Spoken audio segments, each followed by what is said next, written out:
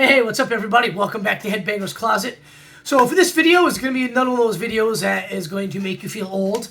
A lot of that going around these days. But yeah, yesterday Van Halen's debut album came out February 10th, 1978. I do feel old because of this. However, I was not old enough to remember when this came out. I was 3. I got into Van Halen when the 1984 album was released. Saw the video for Jump on MTV and fell in love with the band. And through a really good buddy of mine, kind of was able to, around that time, 84, 85, kind of go back. It was all before Sammy Hagar joined the band and they put out 5150, so it was all before that. But, with my buddy, we listened to, he had all the Van Halen records.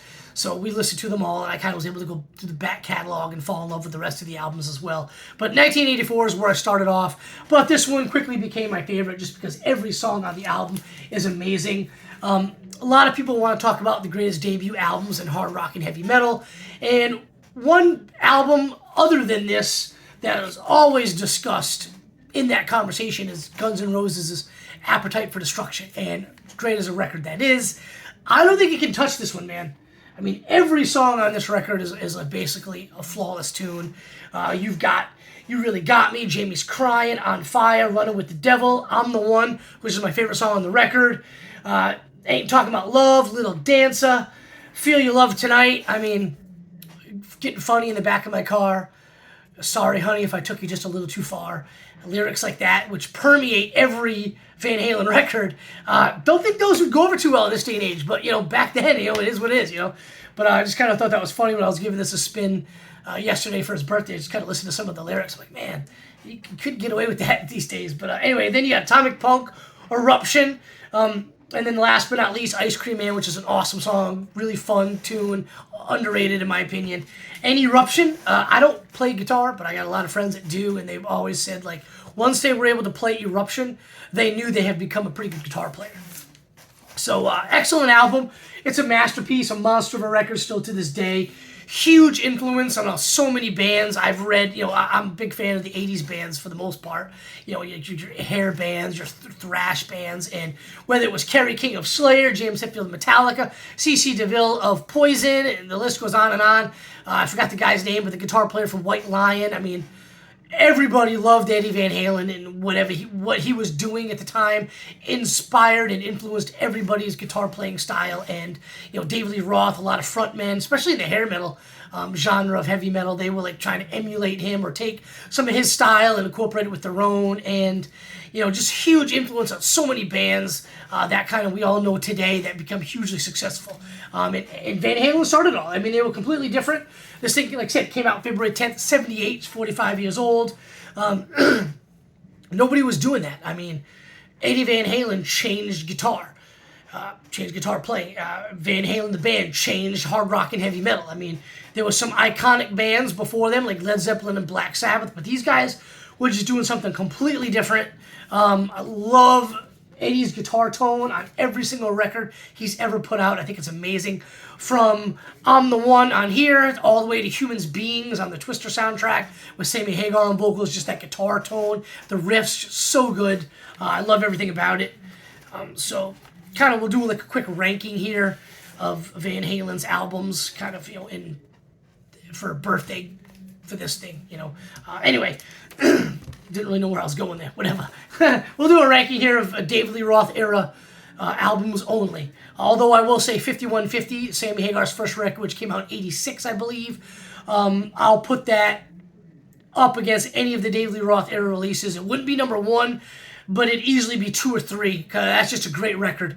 And more of the same. I was just talking about how great Eddie Van Halen is. But here's the sleeve.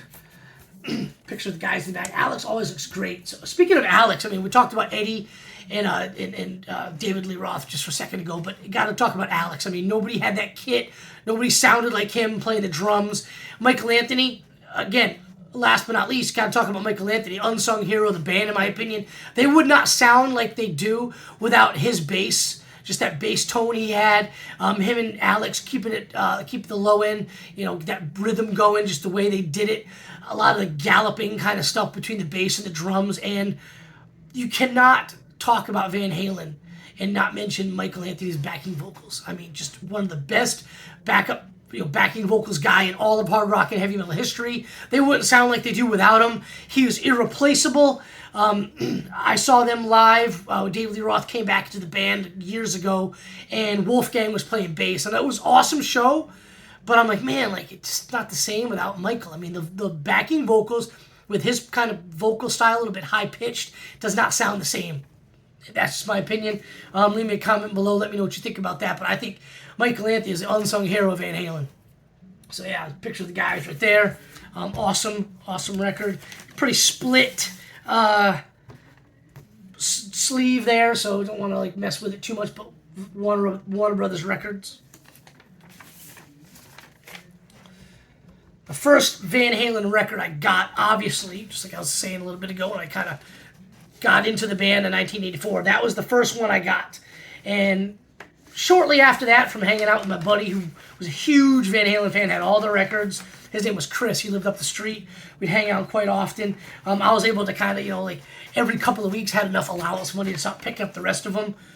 And this was around the time, I was like into like, getting into Motley Crue, Shout at the Devil, and stuff like that. I know that now Van Halen would be considered more hard rock, but back then when I was a kid, I was like 9 years old when 1984 came out. It was all heavy metal to me. So that's number one as well in my heart with the ranking and everything. Number two would be Van Halen 2, came out in 1979. Another awesome record. Kind of tough to pit them against each other. They're both amazing. I think Van Halen's first one has the most just bangers front to back, not a flawless track on the album, not a throwaway track on the album, and stuff like that. However, Van Halen 2 does have my all-time favorite Van Halen song, which is Somebody Get Me a Doctor. Absolutely love this record. A couple of standout tracks, Dance the Night Away is great. Light Up the Sky is awesome. Beautiful Girls. Oh, yeah, Beautiful Girls. That song was always on the radio growing up. Pretty cool sleeve. Alex and David, and then Michael Anthony and Eddie, looking really cool. Everybody remembers that white and red and white guitars. It is the black and yellow. Get some glare from the light here. It's a really, really stormy day today, so I had to make sure all the lights were on here because there wasn't enough daylight to do the video. So hopefully the glare and the light is not too shitty for you guys. There's another record on Warner Brothers. I really need to start getting more reissues of my Van Halen records. I only have 2, I believe, which is this one, and I have a reissue of Diver Down, I think. Need to stop playing those more because I would really like to keep these up because they're all kind of beat up. I mean, I should have taken a little bit better care of them when I was growing up. But anyway, is what it is. So the next one, as you could probably expect, I've already mentioned it a dozen times in the video. It's 1984. I really like how when you hold like this and you flip it up, then that's right side up. But I mean, like, Jump was the song that got me into them, and it's probably one of my least favorite songs on the record. And that's not saying it sucks. That's just saying how awesome this record is. You got songs like Jump, Panama, Top Jimmy, Drop Dead Legs, which is awesome. Hot for Teacher, I'll Wait. Hot for Teacher, I'll Wait, probably my favorite songs on the record. The Hot for Teacher video, 1984, I was 9 years old, 10 years old. I think first time I ever fell in love watching that video with the teacher in the blue bikini. I'm sure I'm not alone right there, so, don't be shy. Let me know in the comments down below if you thought the same way I did. So next one, so that's number 3 in my favorite Van Halen, David Lee Roth ever list. Next one is Women and Children First. Cradle Will Rock, Romeo's Delight, In a Simple Rhyme, probably my favorite songs in the record. Pretty cool here. This one's also in rough shape and only has just a generic sleeve. Another one on Warner Brothers right there. Pretty cool. I dig this record, although it's probably the one I listen to the least. But that's like when I'm talking about listening to an album in its entirety, front to back. I would say I would say Diver Down, but growing up, that's the one we kind of listened to. One of the ones we listen to the most. I'll explain that why in a second. So yeah, pretty cool right there. I like the Explorer version of Eddie's guitar right there, but pretty cool. Women and Children First. Great album. Comes in at number 4. Number 5 is Diver Down. And I would have to say I listened to this one the most as a kid. I wouldn't say, I guess 1984 and Van Halen 1 and 2. But my buddy Chris, the dude who kind of like got me into Van Halen, like all the other albums other than 1984, this was his favorite record. And every time I went over to his house, he would have this on. And we listened to it 2 or 3 times before I'd convince him to put one of the other ones on. His favorite song was Happy Trails, and we'd probably listen to that like 7, 8 times a day. He'd put it on, play it 2, 3 times, put on another record, then put it back on, play it 2, 3 times. I love the album cover. I forget what show this was. I think this is the one that maybe they parachuted into. That's what David Lee Roth wanted to do or something. I don't really remember the whole story, but I think that's the show. My favorite tune on the record probably has to be Dancing in the Street. Cover tune of Pretty Woman's pretty cool like that. I like little guitars. That's a good tune. Hang 'em High is cool. But Dancing in the Street is my favorite song on the record. And as you might have noticed, the sleeve kind of was on the back there. It's completely split. So I just have the record in the jacket. It's not actually in the inner sleeve because it's completely ruined. There it is right there.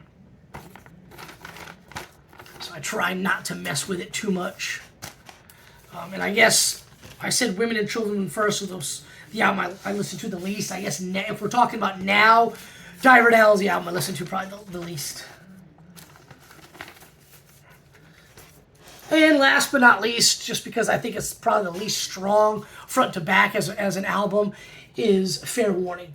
And Mean Streets, Push Comes to Shove, Sinner Swings, great tune, Unchained, awesome song. And really, as far as an album as a whole, I mean, Hear About It Later is really cool, Sunday Afternoon in the Park. Unchained is probably the best song on the record. I mean, it is, in my opinion. But as a whole, I think that's the song that saves it. I don't particularly care for this record, but I do tend to listen to it a good bit more than Diver Down. So here's a sleeve. And there goes the record. So that's my Van Halen ranking. Van Halen 1, 2, 1984. Women and Children first, Diver Down, and Fair Warning. What is you guys ranking? Let me know in the comments below. Interested to see how you guys would rank these. When it comes to the last 3, we're splitting hairs. I mean, nothing, in my opinion, can touch the first 3 Van Halen, David Lee Roth era records. The other 3, they're not as good top to bottom, but I mean, we're splitting hairs, like I said, when you're ranking them, because they're all really, really good records. So like I said, I'm looking forward to hearing what you guys think about them. What's your ranking? You know, throw out some songs you really love. You know, not the hits, but how about the deep cuts, like songs like Somebody Get Me a Doctor and stuff like that. That's my favorite one. I think it's kind of a deeper cut. You wouldn't find it on, Greatest Hits album, in my opinion, which I got a few of them up there on CD, and I don't think it's on either one of them. So let me know what you guys think. I appreciate everybody watching. Van Halen's awesome, and I'll have another video for you guys very soon. Cheers.